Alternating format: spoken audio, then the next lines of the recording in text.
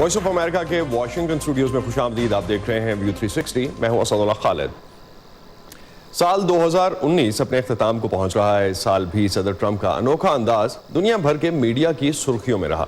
امریکہ کے اتحادیوں سے تکرار اور حریفوں کی تعریفیں عالمی برادری کو حیران و پریشان بھی کرتی رہیں. امریکہ سے اچھے تعلقات کے خواہاں یہ سوچتے رہے کہ خود کو ڈیل کا ماہر کہنے والے صدر ٹرمپ سے کیسے ڈیل کیا جائے. پاکستان اور بھارت دونوں کی قیادت نے اس سال صدر ٹرمپ سے امریکہ میں ملاقات کی, لیکن مسٹر ٹرمپ کی شخصیت سے کس کا تال میل بہتر رہا, یہ ایک دلچسپ بحث ہے. کیونکہ ٹویٹر پر لفظی جنگ کے باوجود صدر ٹرمپ نے جولائی میں پاکستانی وزیر اعظم عمران خان کا وائٹ ہاؤس میں پرجوش استقبال کیا. پاکستان میں اسے تعلقات ریسیٹ کرنے کا نام دیا گیا, لیکن پھر ستمبر میں بھارت کے وزیر اعظم نریندر مودی کے ساتھ ہیوسٹن میں عوامی تقریب میں شرکت کر کے صدر ٹرمپ نے امریکی پالیسی سازوں کو بھی حیران کر دیا. صدر ٹرمپ پر تنقید بھی کی گئی کہ مودی جی کا ہاتھ تھام کر انہوں نے کشمیر کی آئینی حیثیت میں تبدیلی اور بھارت میں دائیں بازو کی انتہا پسند سیاست کے لیے حمایت ظاہر کر دی ہے. صدر ٹرمپ کا اس سال کا ریکارڈ دیکھیں تو وہ آمرانہ انداز رکھنے والے لیڈروں سے دوستانہ تعلقات کے خواہاں نظر آئے, جبکہ نیٹو اتحاد کے ساتھ ان کے تعلقات میں تناؤ گزشتہ ہفتے اس وقت پھر کھل کر سامنے آ گیا جب انہوں نے کینیڈا کے وزیر اعظم کو دوغلا قرار دیا, جن کی ایک نجی گفتگو کے دوران صدر ٹرمپ پر کیا گیا طنز ریکارڈ ہو گیا. اس سے پہلے کہ ہم پاکستان اور بھارت کی قیادت کے ساتھ صدر ٹرمپ کے تعلقات کا جائزہ لیں, آئیے دیکھتے ہیں کہ امریکی عوام اپنے صدر کے انداز سے کتنے مطمئن ہیں. صدر ٹرمپ نے امریکی خارجہ پالیسی کے لیے اپنی ایک الگ غیر روایتی سوچ کو تشکیل دیا ہے. وہ نیٹو اور دوسرے روایتی امریکی حلیفوں کے لیے اکثر سخت الفاظ استعمال کرتے ہیں. اس کی ایک مثال حال ہی میں نیٹو کی لندن سمٹ کے دوران کینیڈا کے لیڈر کی جانب سے ان کا مذاق اڑائے جانے کی ویڈیو سامنے آنے پر شدید برہمی کا اظہار تھا. لیکن وہ اکثر عامر رہنماؤں کی تعریف کرتے ہیں, جیسے روسی صدر ولادیمیر پوٹن اور چینی صدر شی جن پنگ, جنہیں انہوں نے ایک ٹویٹ میں ایک مشکل کاروبار میں پھنسا ایک اچھا انسان قرار دیا. اپنے پیشرو امریکی صدور سے صدر ٹرمپ شمالی کوریا کے کم جونگ ان کو لکھے گئے خطوط اور ان سے ملاقاتوں کے لحاظ سے بھی جدا ہیں. And I think that you will have a tremendous future with your country, a great leader. Obama اور ٹرمپ دونوں حکومتوں میں نیشنل سیکیورٹی کونسل پر خدمات سر انجام دے چکنے والی فرانسس براؤن کی رائے میں محسوس ہوتا ہے کہ صدر ٹرمپ آمرانہ حکمرانوں سے حقیقی لگاؤ رکھتے ہیں. میرے خیال سے اکثر یہ سخت مزاج رہنما ذاتی طور پر صدر ٹرمپ کی چاپلوسی کرتے ہیں اور انہیں یہ اچھا لگتا ہے. مسئلہ یہ ہے کہ باقی کی امریکی حکومت غیر جمہوری رجحانات رکھنے والے ان رہنماؤں کے خلاف مزاحمت کر رہی ہے. عوامی رائے کے جائزوں سے پتہ چلتا ہے کہ امریکیوں کی اکثریت کے فورن پالیسی کے حوالے سے نظریات زیادہ روایتی ہیں. 2019 کے لیے شکاگو کونسل کے سروے کے مطابق 78% امریکی سمجھتے ہیں کہ امریکہ کو نیٹو کے لیے اپنی سپورٹ کی سطح کو یا تو جاری رکھنا چاہیے یا اسے بڑھانا چاہیے, اور 60% امریکی سمجھتے ہیں کہ امریکہ سے باہر جمہوریت اور انسانی حقوق کو فروغ دینے سے امریکہ زیادہ محفوظ ہوتا ہے. نیٹو کے لیے ان سابق امریکی سفیر کے مطابق اس سے بظاہر لگتا ہے کہ امریکی اپنے ملک کی عالمی اتحادوں سے پیچھے ہٹنے کی پالیسی کو رد کرتے ہیں. صرف 20% امریکی صدر کی مانند سوچتے ہیں, اور وہ یہ کہ اتحاد صرف دوسرے اتحادیوں کے لیے فائدہ مند ہے. یہی بات تجارت پر بھی صادق آتی ہے. کیا صدر ٹرمپ کی فارن پالیسی امریکی ووٹرز کے لیے 2020 کے صدارتی انتخاب میں اہم ہوگی؟ ایک ایکسپرٹ نے کہا کہ کچھ لوگوں کے مطابق اس کا بہرحال تعلق کردار سے بنتا ہے. میرے خیال سے شاید ان انتخابات میں لوگ زیادہ کردار اور اس برتاؤ کو سامنے رکھ کر فیصلہ کریں گے جو صدر دنیا اور اپنے اتحادیوں کے ساتھ کرتے ہیں. اگلے سال بیلٹ باکس پر فارن پالیسی کے لیے صدر کی اپروچ شاید فیصلہ کن فیکٹر نہ ہو, کیونکہ امریکی ووٹرز ہیلتھ کیئر, اکانومی اور امیگریشن کو اپنے ٹاپ ایشوز بتاتے ہیں. شنڈی سین کے ساتھ عائشہ خالد, وائس آف امریکہ. صدر ٹرمپ کے ساتھ تعلقات بنانے کی کوشش میں عمران خان اور نریندر مودی کے لیے یہ سال کیسا رہا, اس بارے میں ہم بات کریں گے سیکیورٹی اور بین الاقوامی امور کے ماہر کامران بخاری سے.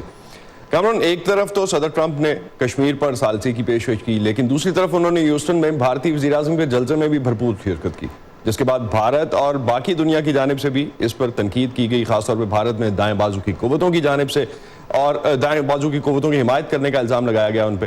کیا امریکی صدر کی جانب سے پاکستان اور انڈیا دونوں کو ہی خوش رکھنے کی کوشش کی جا رہی ہے؟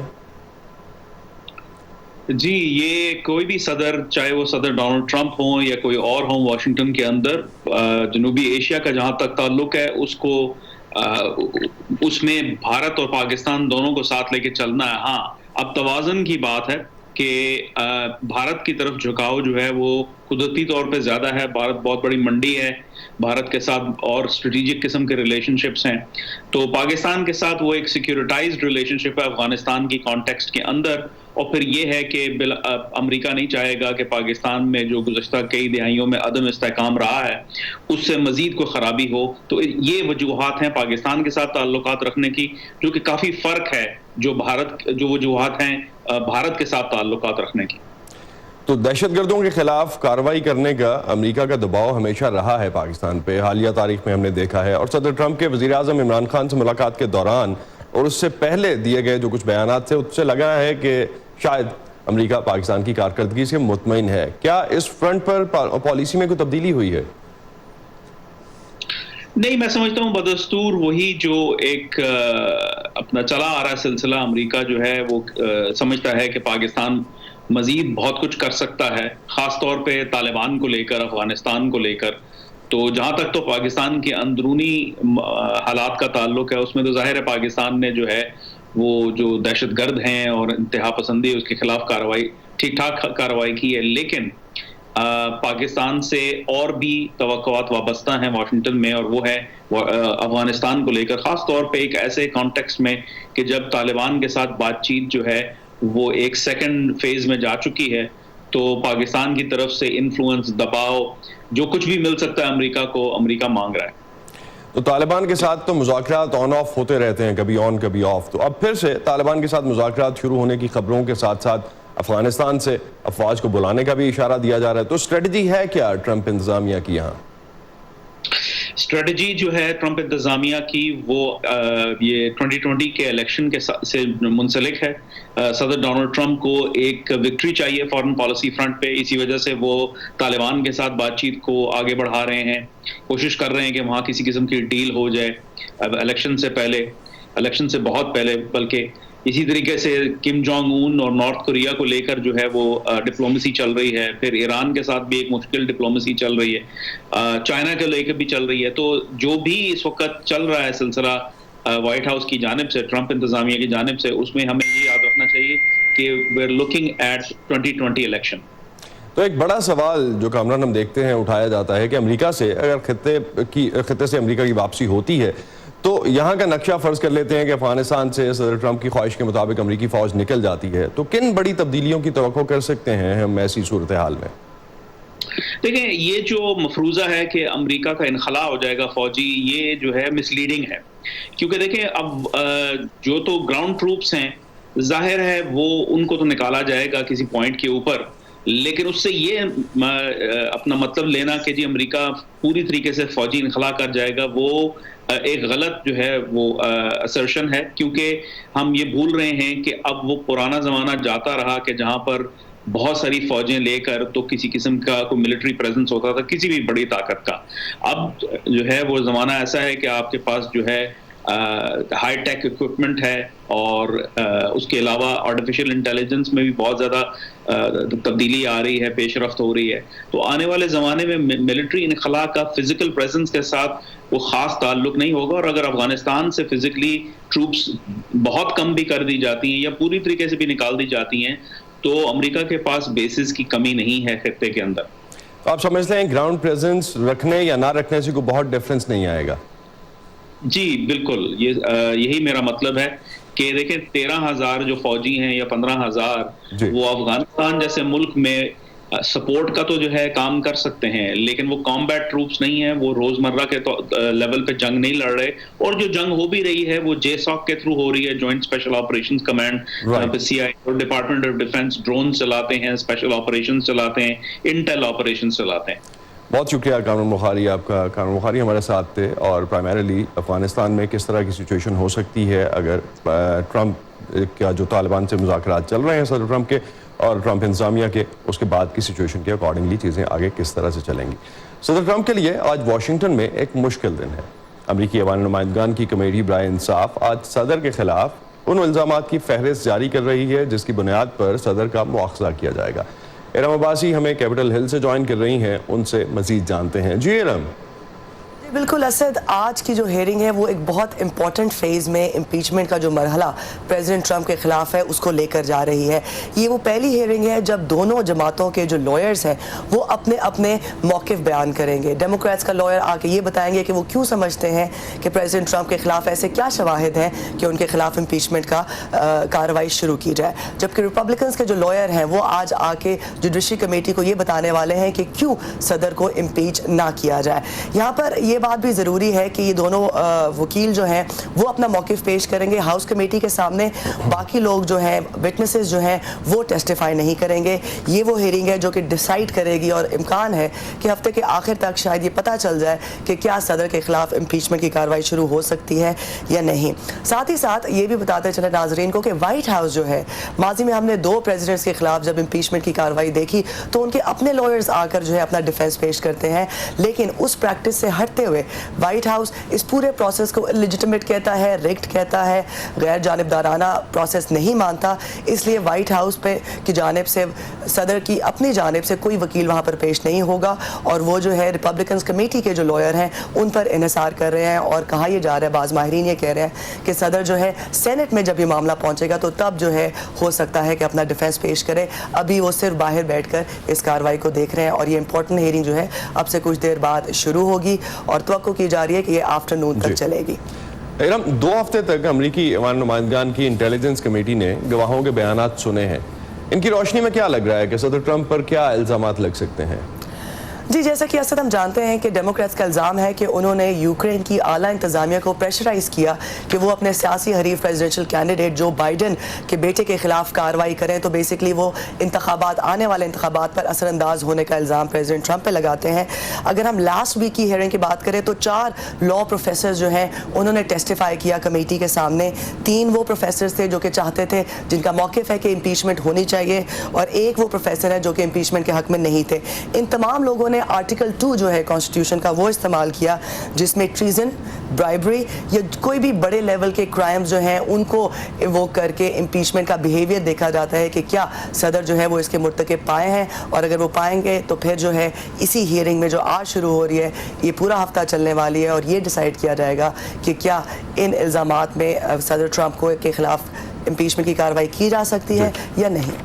بہت شکریہ ارم عباسی آپ کا۔ صدر ٹرمپ کے مواخذے کے حوالے سے اور بھی ڈیٹیلز آپ کو مل سکتی ہیں، اور اس اہم پیش رفت پر ہمارے سوشل میڈیا پلیٹ فارمز پر ہر وقت اپڈیٹ کیا جاتا رہے گا۔ آپ وزٹ کر سکتے ہیں facebook.com/VOA اردو، اور ٹویٹر پر ہمارا ہینڈل ہے @urduvoa۔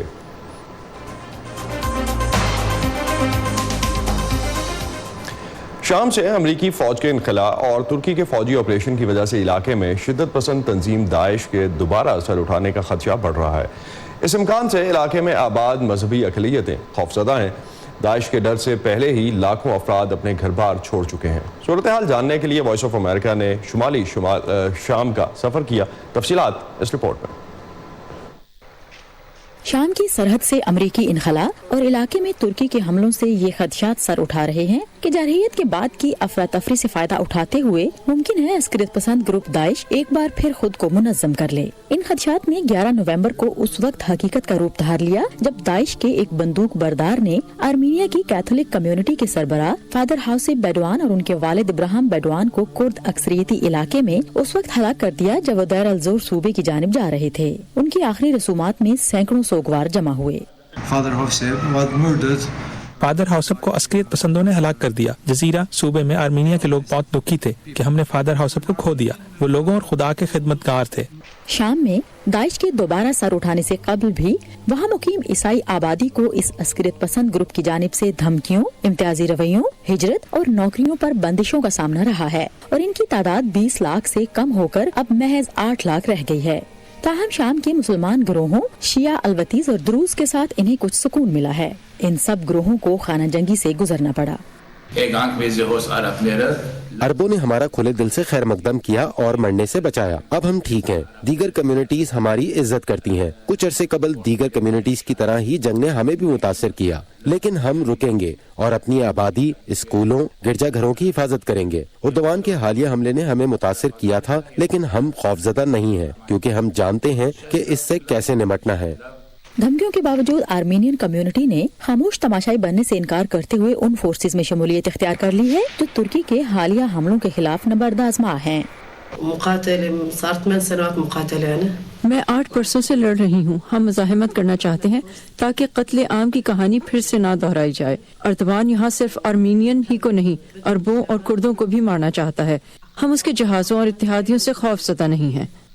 कई आर्मेनियन को खदशा है कि कहीं 1915 के कत्लेआम की कहानी फिर से न दोहराई जाए। ताहम वो कहते हैं कि अब न सिर्फ वो दाइश बल्कि अपने पुराने और नए दुश्मन तुर्की का भी मुकाबला करेंगे। स्टेला ग्रेगोरियन के साथ सादिया ज़िब्रांझा, वॉइस ऑफ अमेरिका। चलें, इधर आ जाए, थोड़ा सा इधर हो जाए। हम सब अपने आप में कहाँ परफेक्ट हैं? ये जो हमारे आसपास के लोग हैं ना, ये अजीफा का जब उसके बाजू प्रोस्थेटिक्स लगा, यही एक दूसरे को बेहतर बनाते हैं और फिर मिलकर एक बेहतर मुल्क बनाते हैं हम। लेकिन मुल्क भी अपने आप में कहाँ परफेक्ट होते हैं? तो दुनिया के दूसरे मुल्क एक दूसरे के लिए हाथ बढ़ाते हैं। ऐसे ही तो एक बेहतर दुनिया बनाते हैं हम। Teacher, one book and one pen. और दुनिया में कहाँ क्या हो रहा है? हिंदुस्तान और पाकिस्तान इसीलिए तो दिखाते हैं। नए वज़ीर-ए-आज़म इमरान खान ने इस एग्जीबिशंस के डिजाइनर डोनाल्ड ट्रंप की हिमायत का वरना अपने आप में हम सब कहाँ परफेक्ट हैं? ये मैं हूँ आपका मेजबान खालिद हमीद। व्यू 360 सिर्फ आज न्यूज़ पर।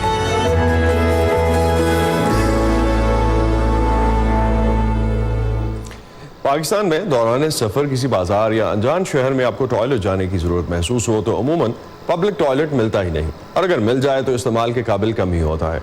इस मसले के लिए खैबर पख्तूनख्वा की हुकूमत ने एक स्मार्टफोन ऐप मुतारिफ करवाई है।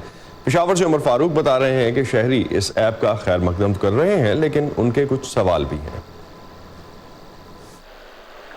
पब्लिक टॉयलेट फाइंडर पाकिस्तान मुल्क में अपनी नोयत की पहली मोबाइल ऐप है जिससे पब्लिक मकामात पर मौजूद बैतुल खला के बारे में जान सकते हैं। इब्तिदाई तौर पर इस ऐप में पेशावर के 200 पब्लिक टॉयलेट्स शामिल किए गए हैं। पब्लिक टॉयलेट फाइंडर पाकिस्तान का ख़वातीन के लिए सबसे बड़ा फ़ायदा तो ये है कि जो फीमेल पब्लिक ट्रांसपोर्ट यूज़ करती है दौरान सफ़र, वो बगैर किसी से पूछे इस ऐप के ज़रिए पब्लिक जो टॉयलेट है उसको आइडेंटिफाई कर सकती हैं।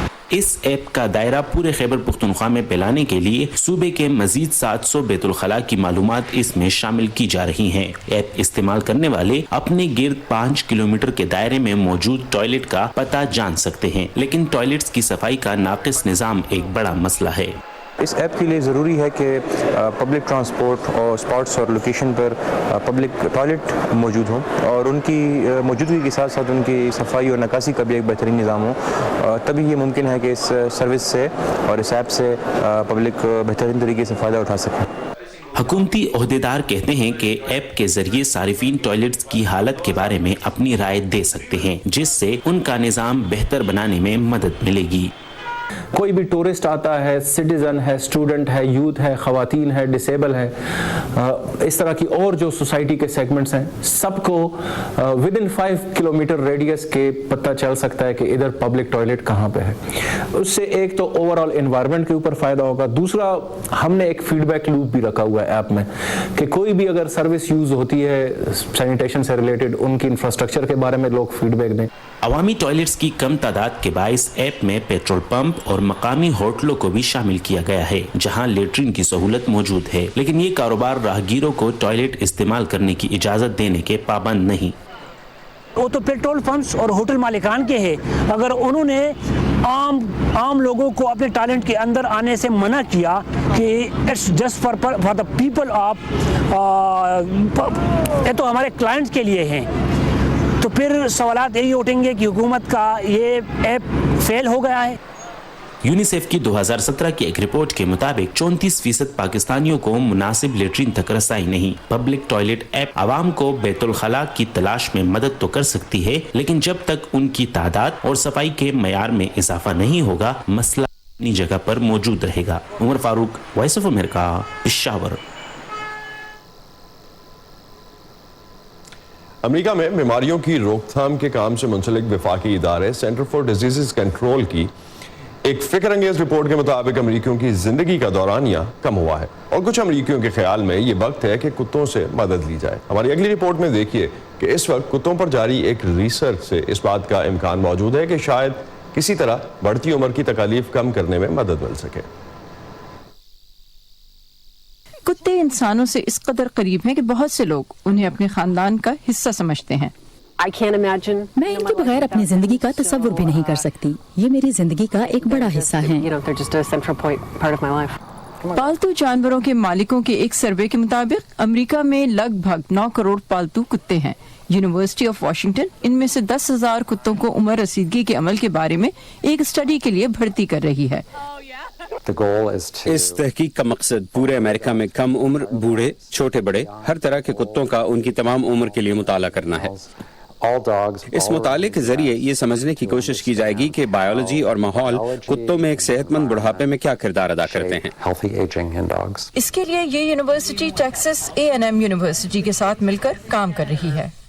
इंसानी माहौल में रहने वाले पालतू कुत्तों में उम्र रसीदगी के अमल की तहकीक से हम कम वक्त में ऐसी चीजें सीख सकते हैं जो इंसानी सेहत पर भी सादिक आती हैं, और इससे हम पालतू कुत्तों को भी बराह रास्त फायदा पहुंचा सकेंगे, जो एक जानवरों का डॉक्टर होते हुए मेरे लिए इंतहाई अहम है। कुत्तों और इंसानों में बूढ़े होने का अमल बहुत हद तक एक जैसा ही होता है। उनकी जीनियाती साख्त एक दूसरे से मिलती है और उन्हें एक जैसी बीमारियां होती हैं। फिर हमारे पालतू जानवरों के तौर पर वो इंसानी माहौल में रहते हैं।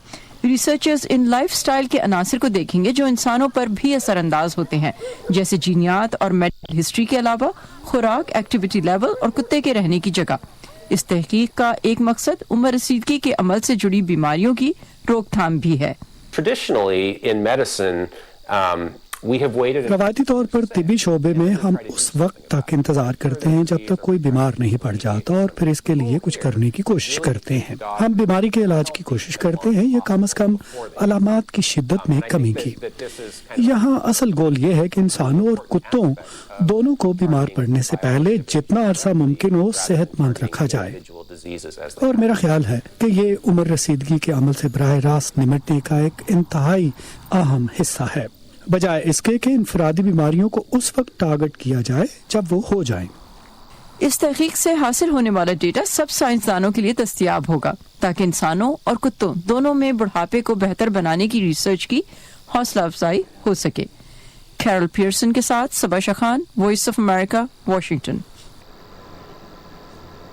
ये था आज का व्यू 360 प्रोग्राम। पर फीडबैक के लिए आप आ सकते हैं facebook.com/VOA उर्दू के पेज पर। इसके अलावा हमारा ट्विटर और इंस्टाग्राम पर हैंडल है @urduvoa, जिसे आप फॉलो कर सकते हैं। अपना कंटेंट भी हमसे शेयर कर सकते हैं। अब तक के लिए इतना ही, इजाजत दीजिए, अल्लाह हाफ़िज़।